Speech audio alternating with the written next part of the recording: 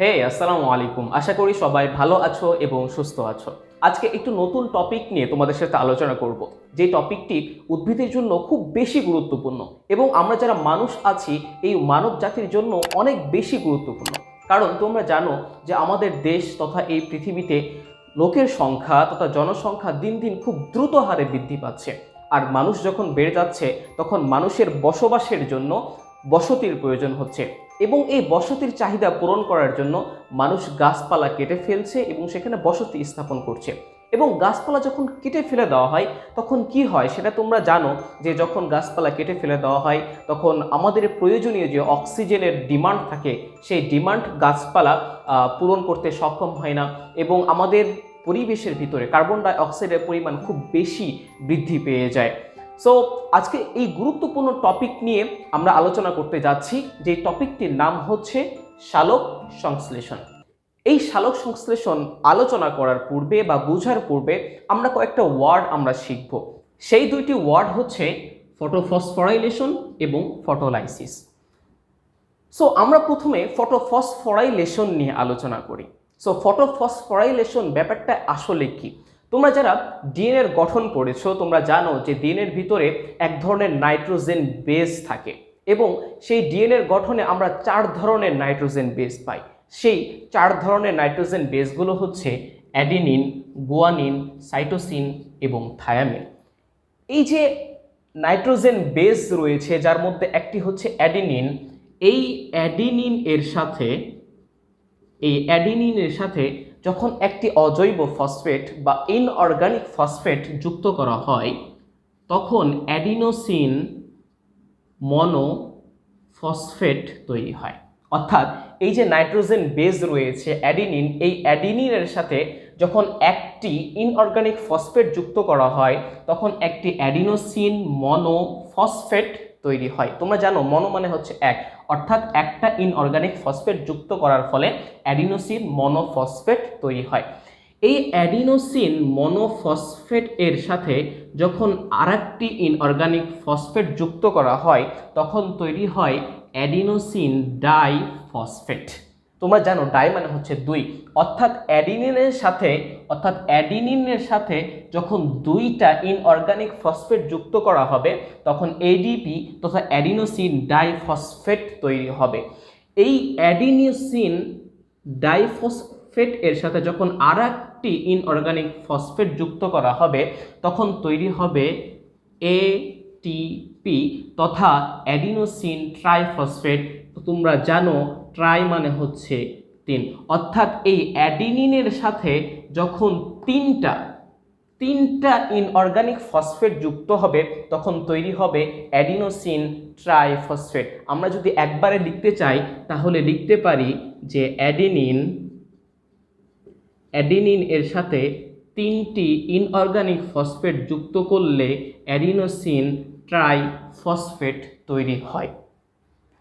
So এই যে এটিপিটা তৈরি হলো, এই এটিপিকে উদ্ভিদের জন্য বলা হয় বায়োলজিক্যাল কয়েন।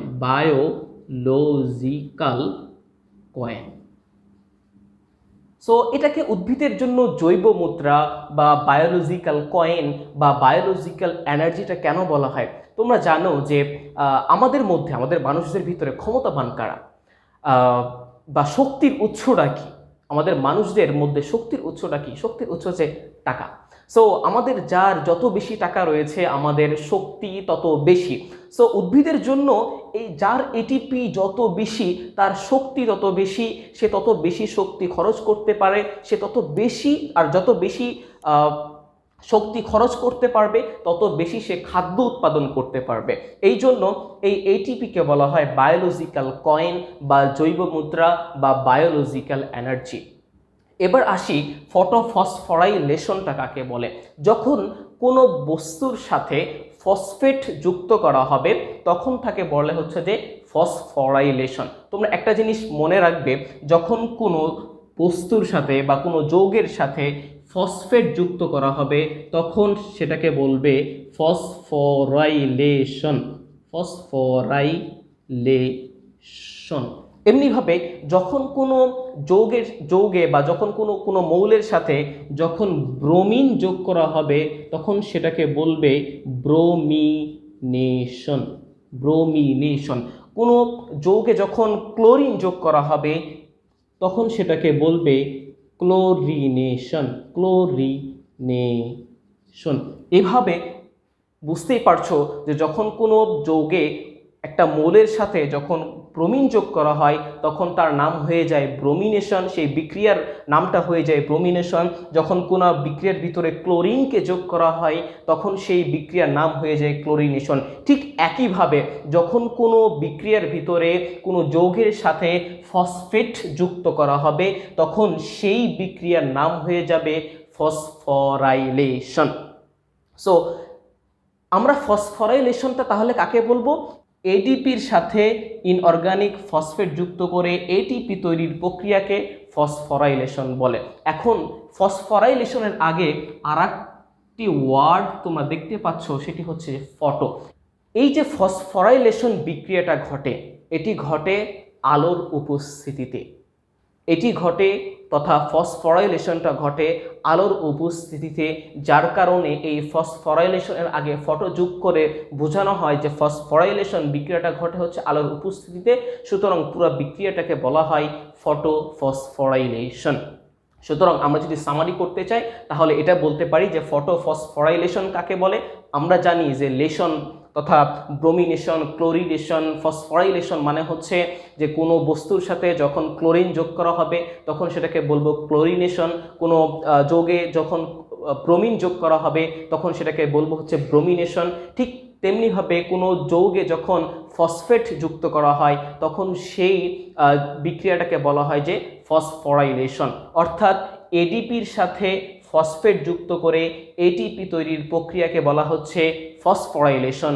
যেহেতু এই ফসফরাইলেশন বিক্রিয়াটা আলোর উপস্থিতিতে হয়, সুতরাং এই ফসফরাইলেশনের আগে ফটো শব্দটা যোগ করে বোঝানো হয় যে এই ফসফরাইলেশন বিক্রিয়াটা আলোর উপস্থিতিতে হয়। সুতরাং ওভারঅল বিক্রিয়াটাকে বলছে ফটো। এবার আসো আমরা আরেকটি শব্দ নিয়ে কথা বলি, সেটি হচ্ছে ফটোলাইসিস।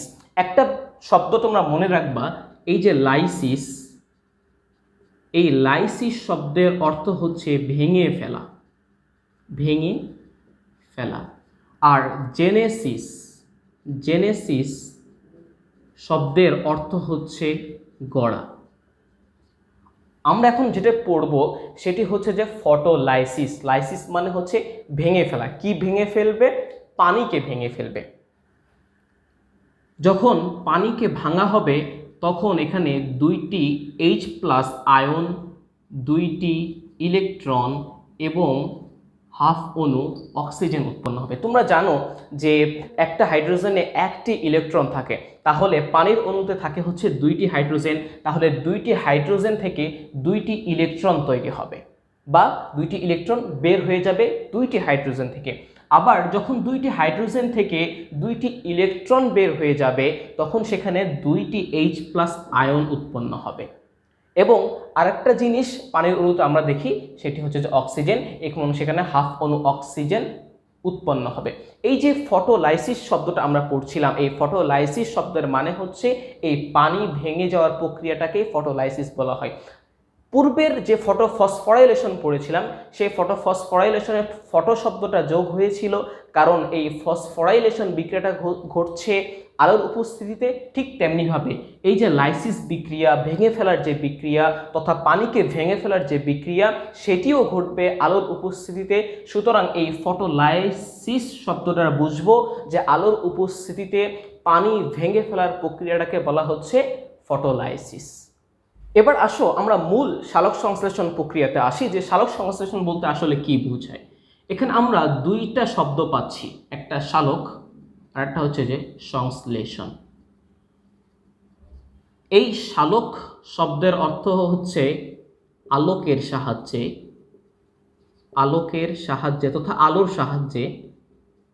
আর সংশ্লেষণ শব্দের অর্থ হচ্ছে যে ভেঙে ফেলা, ভেঙে ফেলা। সো সালোক সংশ্লেষণ শব্দ দুইটা দ্বারা কি বোঝাচ্ছে? আলোকের সাহায্যে ভেঙে ফেলা। এখন আলোকের সাহায্যে কি ভেঙে ফেলবে? দুইটা জিনিস ভেঙে ফেলবে, একটি হচ্ছে কার্বন ডাই অক্সাইড এবং আরেকটি হচ্ছে পানি। অর্থাৎ সালোক সংশ্লেষণ প্রক্রিয়ায় দুইটা জিনিস ভেঙে যাবে, একটা হচ্ছে কার্বন ডাই অক্সাইড এবং আরেকটি হচ্ছে পানি। এই দুইটা ভেঙে গ্লুকোজ উৎপন্ন হবে এবং গ্লুকোজের সংকেত তোমরা জানো C6H12O6। সো যদি কেউ তোমাকে বা পরীক্ষাতে আসে যে সালোক সংশ্লেষণ কাকে বলে, তাহলে তোমরা বলবে যে কার্বন ডাই অক্সাইড এবং পানি আলো এবং এনজাইমের উপস্থিতিতে ভেঙে গিয়ে গ্লুকোজ তৈরির প্রক্রিয়াকে সালোক সংশ্লেষণ বলে। অর্থাৎ এই যে কার্বন ডাই অক্সাইড এবং পানি আলো এবং এনজাইমের সাহায্যে ভেঙে গিয়ে গ্লুকোজ তৈরির প্রক্রিয়াকে সালোক সংশ্লেষণ বলে। 1905 সালে ইংরেজ শারীরতত্ত্ববিদ ব্ল্যাকম্যান এই সালোক সংশ্লেষণ বিক্রিয়াটাকে বা সালোক সংশ্লেষণের এই পুরো প্রক্রিয়াটাকে দুইটি ভাগে ভাগ করেন। একটি হচ্ছে আলোক পর্যায় এবং আরেকটি হচ্ছে অন্ধকার পর্যায়। এই আলোক পর্যায়ে আমাদের আলোর প্রয়োজন হবে। এখানে পানি ভেঙে যাবে এবং এটিপি এবং NADPH2 তৈরি হবে। অর্থাৎ প্রথম যে ধাপ এই যে আলোক পর্যায়ে, এই আলোক পর্যায়ে দুইটি কাজ হবে। একটি হচ্ছে এই যে পানিটা ভেঙে যাবে এবং এটিপি এবং NADPH2টা তৈরি হবে এবং আলোক পর্যায়ে যেহেতু, সুতরাং এখানে কিসের প্রয়োজন হবে? আলোর প্রয়োজন হবে। অন্ধকার পর্যায়ে আলোর প্রয়োজন হবে না, আলোর প্রয়োজন নেই এবং এখানে কার্বন ডাই অক্সাইডটা ভেঙে যাবে এবং এই কার্বন ডাই অক্সাইড ভেঙে গ্লুকোজ তৈরি হবে। এবার আসো আমরা একটু বিস্তারিত পড়াশোনা করি। সো এবার আসো আলোক পর্যায়টা আমরা একটু বিস্তারিতভাবে জানি যে আলোক পর্যায়ে অ্যাকচুয়ালি কি ঘটে। সো একটু আগেই তোমরা দেখলে যে আলোক পর্যায়ে আমাদের তিনটি জিনিস হয়, সেটা হচ্ছে আলোর প্রয়োজন হয় এবং পানি ভেঙে যায় এবং এটিপি এবং NADPH2টা তৈরি হয়। যখন আলোক পর্যায় শুরু হয় অর্থাৎ দিনের বেলা এই বিক্রিয়াটা ঘটে, তখন যেটা হয় যে এই যে এই পানিটা ভেঙে গিয়ে দুইটা H+ তৈরি হয়, দুইটা ইলেকট্রন তৈরি হয় এবং হাফ অণু অক্সিজেন তৈরি হয়। এবং আরেকটা জিনিস মাথায় রাখবে, সেটি হচ্ছে এই পাতার ভিতরে ADP এবং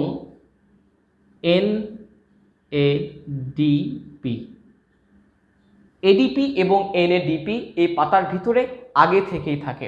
যখন একটা পানি ভেঙে গিয়ে যখন দুইটা হাইড্রোজেন আয়ন উৎপন্ন হয় এবং দুইটা ইলেকট্রন উৎপন্ন হয়, এই হাইড্রোজেন এবং ইলেকট্রনের মধ্যে এই হাইড্রোজেনটা এই NADPর সাথে যুক্ত হয়। অর্থাৎ NADP এর সাথে এই দুইটি হাইড্রোজেন যুক্ত হয়ে NADPH2 তৈরি হয় এবং এই যে ইলেকট্রনটা দেখতেছো, এই ইলেকট্রনটা আরেকটা জিনিস পাতার ভিতরে থাকে, সেটা হচ্ছে কি এই ADP। এই ADPর সাথে যেন ইনঅর্গানিক ফসফেটটা যুক্ত হয়, সেই যুক্ত হওয়ার কাজটা করে দেয় হচ্ছে এই ইলেকট্রন। অর্থাৎ এই ইলেকট্রনের প্রভাবে ADPটা ইনঅর্গানিক ফসফেট এর সাথে যুক্ত হয়ে তৈরি করে ATP। অর্থাৎ এই যে আলোক পর্যায়ে, এই আলোক পর্যায়ে আমরা দুইটা ঘটনা দেখছি, একটি হচ্ছে ফটোফসফোরাইলেশন, একটি হচ্ছে ফটোলাইসিস। প্রথমে ঘটে হচ্ছে ফটোলাইসিস, অর্থাৎ এই যে পানিটা ভেঙে যায়, পানিটা ভেঙে গিয়ে দুইটা H+ আয়ন তৈরি করে, দুইটা ইলেকট্রন তৈরি করে এবং হাফ অণু অক্সিজেন তৈরি করে। এই দুইটা H+ আয়ন কি করে, এই NADPর সাথে, যেটা পাতাটা আগে থেকেই থাকে, সেই NADPর সাথে যুক্ত হয়ে NADPH2 তৈরি করে। এবং যদি জিজ্ঞাসা করো যে NADPH2টা কি, এটা একটা যৌগ। এই পর্যায়ে অর্থাৎ নবম দশম শ্রেণীতে এর চেয়ে বিস্তারিত কিছু লেখা নেই এবং এর চেয়ে বিস্তারিত তোমরা বুঝবেও না। ইনশাল্লাহ যখন তোমরা ইন্টারে উঠবে বা আলিমে উঠবে তখন এই বিষয়ে আরও বিস্তারিত পড়াশোনা করতে পারবে। এরপরে এই যে ইলেকট্রনটা রয়েছে সেই ইলেকট্রনটা কি করে, এই ইলেকট্রনটা এই এডিপিকে উদ্দীপিত করে কি করার জন্য, এই ইনঅর্গানিক ফসফেট এর সাথে যুক্ত হওয়ার জন্য। তখন এই এডিপি ইনঅর্গানিক ফসফেট এর সাথে যুক্ত হয়ে এটিপি তৈরি করে। এবং তোমরা আগে থেকেই জানো যে এডিপির সাথে যখন ইনঅর্গানিক ফসফেট যুক্ত করা হচ্ছে, যেহেতু ফসফেট, তাহলে হচ্ছে যে ফসফোরাইলেশন, এবং এটা ঘটবে আলোর উপস্থিতিতে। সুতরাং এই বিক্রিয়াটাকে আমরা বলবো ফটোফসফোরাইলেশন। তাহলে আলোক পর্যায়টাকে যদি আমরা সামারি করি, প্রথমে পানিটা ভেঙে যাবে, পানিটা ভেঙে গিয়ে দুইটা H+ আয়ন তৈরি হবে এবং দুইটা ইলেকট্রন তৈরি হবে এবং হাফ অক্সিজেন তৈরি করবে। দুইটা H+ আয়ন কি করবে, পাতার ভিতরে আগে থেকে থাকে NADP, এই NADPর সাথে যুক্ত হয়ে NADPH2 তৈরি করবে। এবং ইলেকট্রনটা কি করবে, পাতার ভিতরে আগে থেকে থাকা এই ADPকে উদ্দীপিত করবে, ফলে সে ইনঅর্গানিক ফসফেটের সাথে যুক্ত হবে এবং ফসফেটের সাথে যুক্ত হয়ে সে ATP অর্থাৎ অ্যাডিনোসিন ট্রাইফসফেট তৈরি করবে, যেটাকে আমরা বলছি ফসফোরাইলেশন।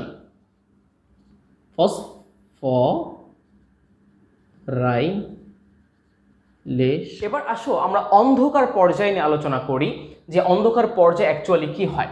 অন্ধকার পর্যায়ে যেটা বুঝতেই পারছো নাম দেখি যে অন্ধকার পর্যায়ে যেহেতু, সুতরাং কিসের প্রয়োজন হবে না, আলোর প্রয়োজন হবে না। এবং এখানে মূল যে জিনিসটা ঘটে সেটা হচ্ছে কার্বন ডাই অক্সাইড বিজারিত হয় এবং কার্বন ডাই অক্সাইড বিজারিত হওয়ার ফলে কি তৈরি হয়, গ্লুকোজ তৈরি হবে, অর্থাৎ উদ্ভিদে যে খাদ্য সে খাদ্যটা তৈরি হবে।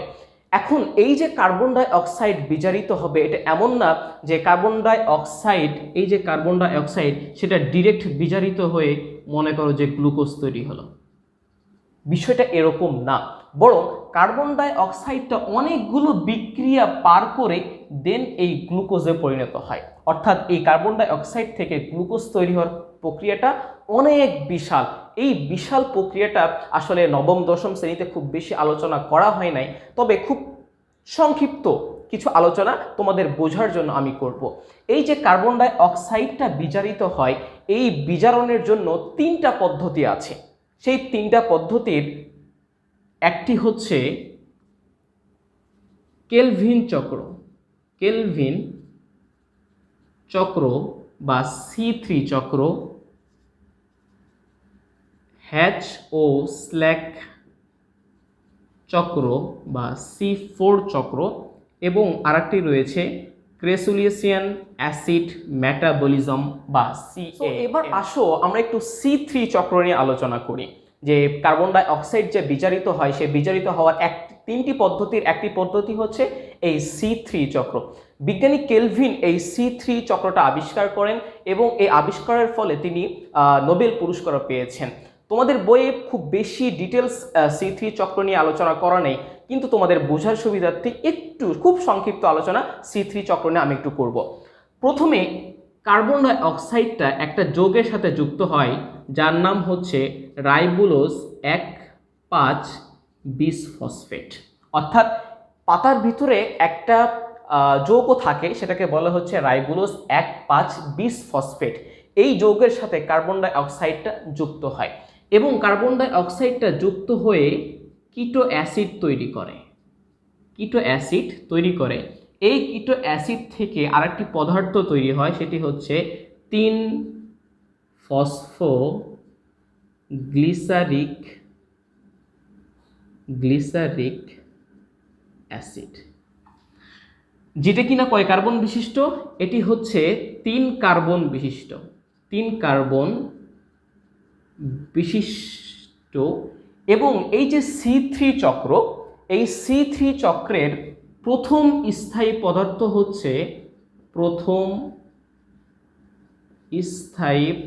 হচ্ছে এই 3-ফসফোগ্লিসারিক অ্যাসিড। এবং C3 চক্রের যে নামকরণ করা হয়েছে মূলত এর উপর বেস করে নামকরণ করা হয়েছে। তাহলে C3 চক্রের প্রথম যে স্থায়ী পদার্থ সেটার নাম হচ্ছে 3-ফসফোগ্লিসারিক অ্যাসিড, যেটি কিনা কয় কার্বন বিশিষ্ট, 3 কার্বন বিশিষ্ট। এই জন্য এই চক্রটাকে বলা হয় C3 C3 চক্র, অর্থাৎ কার্বন প্রথম যে স্থায়ী পদার্থ সেই পদার্থের কার্বন কয় কার্বন বিশিষ্ট? 3 কার্বন বিশিষ্ট। এই 3 ফসফোগ্লিসারিক অ্যাসিড থেকে ফ্রুক্টোজ তৈরি হয় এবং এই ফ্রুক্টোজ থেকে এক পর্যায়ে গ্লুকোজ তৈরি হয়। তাহলে যেটি বলছিলাম যে কার্বন ডাই অক্সাইড কিন্তু ডিরেক্ট গ্লুকোজে পরিণত হয় না, বরং আরও বিশাল কিছু বিক্রিয়া পার করে দেন গ্লুকোজে পরিণত হয়। আমি এটা তোমাদেরকে লিখেছি একটা শর্টকাট ফর্ম, এটার ভিতরে আরও অনেক বিক্রিয়া রয়েছে, কিন্তু তোমাদের জন্য একটু বোঝার সুবিধার্থে শর্টকাট ফর্মে আমি যেটা লিখলাম সেটি হচ্ছে, প্রথমে কার্বন ডাই অক্সাইড কোথায় থাকে? বায়ুমণ্ডলে থাকে। বায়ুমণ্ডলে কার্বন ডাই অক্সাইডের পরিমাণ হচ্ছে 0 থেকে 0.03% এবং পানিতে 0.3%। এই যে বায়ুমণ্ডলে 0.03% যে কার্বন ডাই অক্সাইড আছে, সেই কার্বন ডাই অক্সাইড পাতার রাইবোলোজ 1,5,20 ফসফেটের সাথে যুক্ত হয়।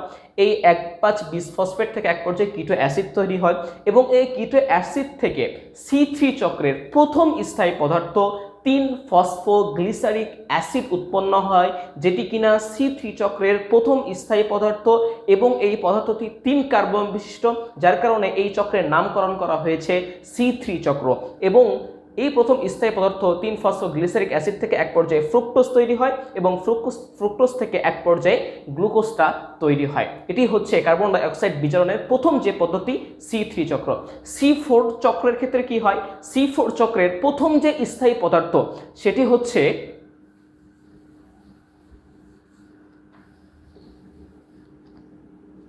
C4 চক্রের প্রথম স্থায়ী পদার্থ হচ্ছে OAA তথা অক্সালো অ্যাসিটিক অ্যাসিড, যেটি কিনা কয় কার্বন বিশিষ্ট? যেটি হচ্ছে যে 4 কার্বন বিশিষ্ট।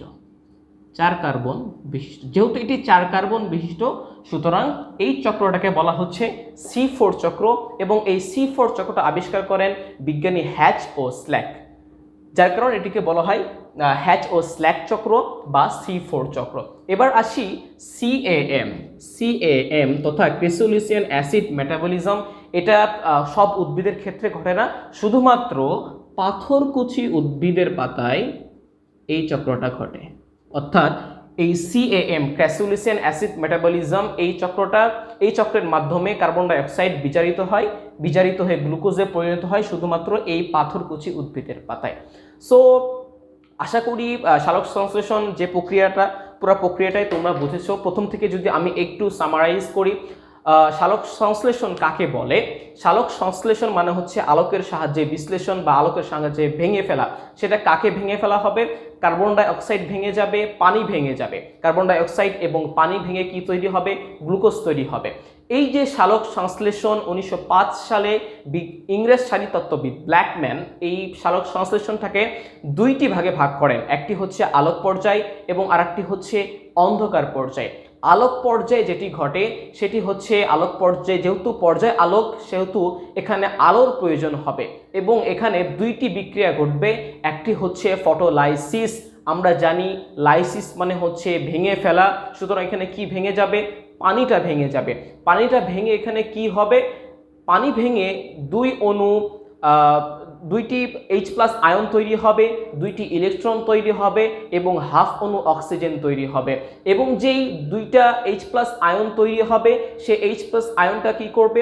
পাতার ভিতরে থাকা NADP-র সাথে যুক্ত হয়ে NADPH2 তৈরি করবে এবং যে ইলেকট্রনটা রয়েছে সেই ইলেকট্রন কি করবে?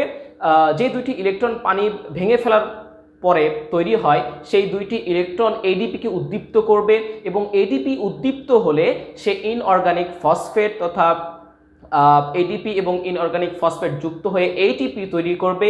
এই ATP-কে বলা হয় বায়োলজিক্যাল কয়েন বা বায়োলজিক্যাল এনার্জি বা জৈব মুদ্রা। এবং ADP-র সাথে ইনঅর্গানিক ফসফেট যুক্ত হয়ে ATP তৈরির প্রক্রিয়াকে বলা হয় ফটোফসফোরাইলেশন। এবং এই প্রক্রিয়াটাও কিসের সাহায্যে হবে? কিসের উপস্থিতিতে হবে? আলোকের উপস্থিতিতে হবে। এবার আসি অন্ধকার পর্যায়ে। অন্ধকার পর্যায়ে কি হবে? কার্বন ডাই অক্সাইডটা বিজারিত হবে। কার্বন ডাই অক্সাইড বিজারের জন্য কয়টি পদ্ধতি বা কয়টি পথ বিজ্ঞানীরা আবিষ্কার করেছেন? 3টি। একটি হচ্ছে C3, C4 এবং CAM তথা ক্রেসোলিসিয়ান অ্যাসিড মেটাবলিজম। C3 চক্রকে কেন C3 চক্র বলা হয়? বিকজ C3 চক্রে বা কার্বন ডাই অক্সাইড বিজারণের যে পদ্ধতি, সেই পদ্ধতিতে প্রথম যে স্থায়ী পদার্থটা তৈরি হয় সেটি হচ্ছে 3-ফসফোগ্লিসারিক অ্যাসিড, যেটি কিনা 3 কার্বন বিশিষ্ট। যেহেতু 3 কার্বন বিশিষ্ট, সুতরাং এই চক্রটাকে বলা হচ্ছে C3 চক্র। এই চক্রের আবিষ্কারক হচ্ছে বিজ্ঞানী কেলভিন।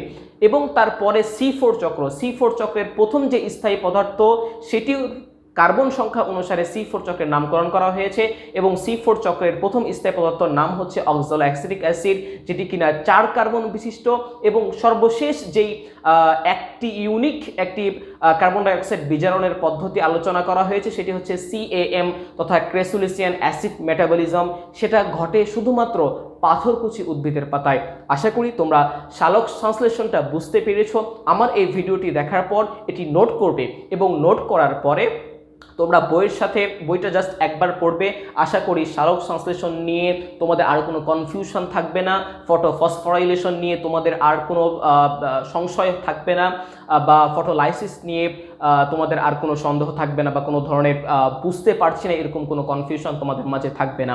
সো আজকে এই পর্যন্তই। যদি ভিডিওটা ভালো লাগে অবশ্যই লাইক, কমেন্ট, শেয়ার এবং সাবস্ক্রাইবটা অবশ্যই, কারণ তোমাদের এই কাজগুলো আমাদেরকে ভিডিও বানাতে আরও বেশি উৎসাহিত করে, আমরা আরও বেশি উৎসাহিত পাই। আজকে এ পর্যন্তই। Thank you. আল্লাহ হাফেজ।